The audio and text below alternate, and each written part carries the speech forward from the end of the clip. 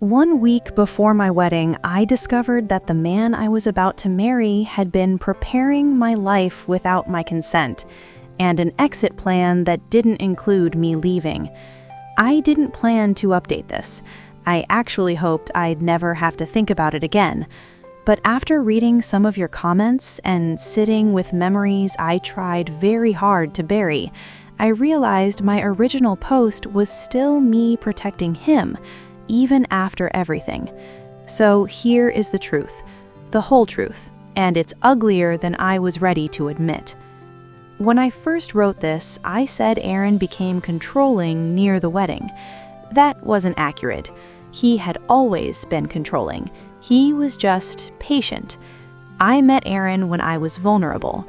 That part matters more than I admitted. My last relationship before him ended badly. Cheating, emotional manipulation, the kind of breakup that makes you doubt your own instincts. Aaron stepped into my life as the opposite of chaos, calm, measured, gentle. He never raised his voice, never slammed doors, never told me what to do outright. Instead, he suggested, "You don't really need those friends, do you? They drain you. That dress attracts the wrong kind of attention. Your family doesn't really understand you the way I do." He framed everything as protection, and I let him. By the time we got engaged, my world had shrunk without me noticing. I talked to my friends less.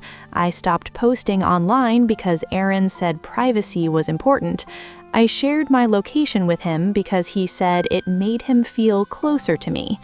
I told myself this was intimacy. It wasn't. It was surveillance. 3 weeks before the wedding, when he told me to quit my job, that wasn't a new idea.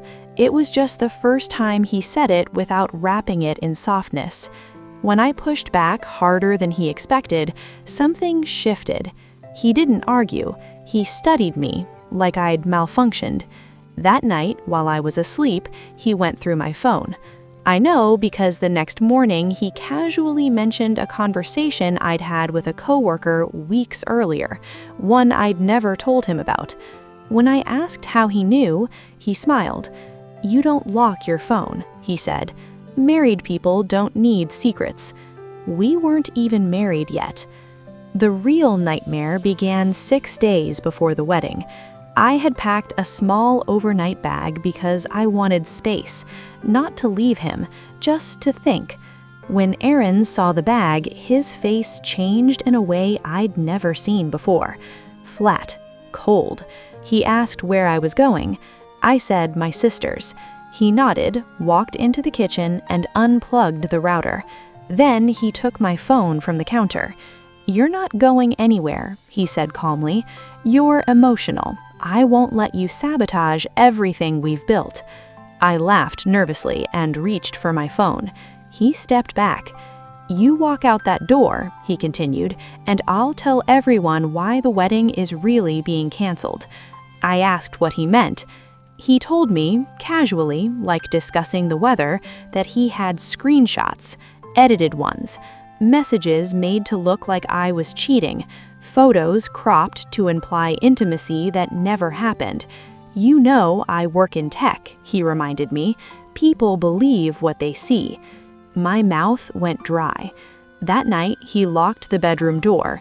He didn't touch me. That's almost worse.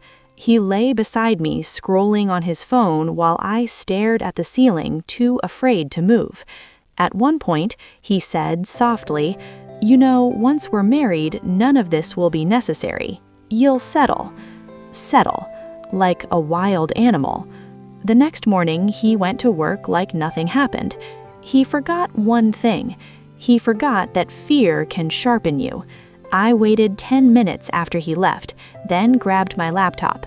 I emailed my sister from an old account he didn't know about. Just 2 words. "I need help." She came with my father. Aaron came home to an empty apartment. That's when he snapped. The messages he sent after I left weren't apologies anymore. They were threats. He said he'd ruin my career. He said he'd send the fake screenshots to my boss.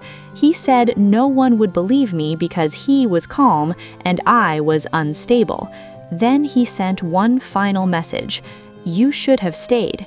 You were safer with me." I changed my number. I canceled the wedding. And that should have been the end. It wasn't. 2 weeks after the canceled wedding, a woman messaged me on Facebook. She said she was engaged to Aaron. She sent me screenshots. Same words, same promises, same timeline. We compared notes. There were others. I wasn't his first almost wife. I was just the one who escaped in time. I'm writing this now because I need people to understand something. Not all monsters announce themselves with violence. Some of them wait. They love you carefully. They cage you slowly. And if you don't leave when they show you who they are, they make sure you can't leave at all. I didn't just dodge a bad marriage. I dodged becoming a missing person. And that realization still keeps me awake at night. I stayed silent for a long time after my last update. Part of me hoped that if I didn't say his name, if I didn't write it out, he would remain what he was supposed to be, a closed chapter. I was wrong. 3 months ago, I received an email at work. No subject line, just one sentence in the body. "You look healthier now. I'm glad you listened to me." There was no signature, but I knew. I froze at my desk. My hands actually went numb.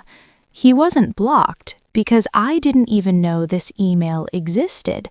A burner account, newly created, clean. I didn't respond. I forwarded it to HR. I filed a report. I told myself this was just a last attempt at control. Then the emails kept coming. Not every day, that's important. He spaced them out, weeks apart, just enough time for my nervous system to calm down before ripping it open again. They were never aggressive. That's what made them worse. Saw your promotion announcement. I always knew you'd do well once distractions were removed. You still park on the 3rd floor, right? That spot near the elevator was always your favorite. Details he shouldn't have known. Details that told me he was watching. I went to the police. They were polite. They were sympathetic. They were useless. No direct threats, they said. No physical contact. No crime. One officer suggested I might be misinterpreting concern. I laughed so hard I cried. A month later, I found something taped to my car, an envelope. Inside was a photo, me, sitting at a cafe, laughing at something on my phone.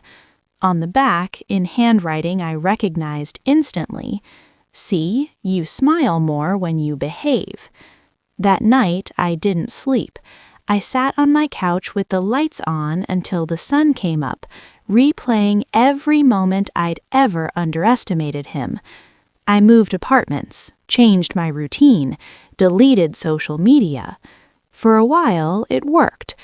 Then came the invitation. A wedding announcement mailed to my parents' house.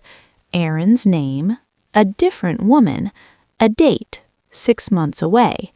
Attached was a handwritten note folded neatly inside. I fixed what went wrong last time. I won't make the same mistakes again. Not we. I reached out to the woman.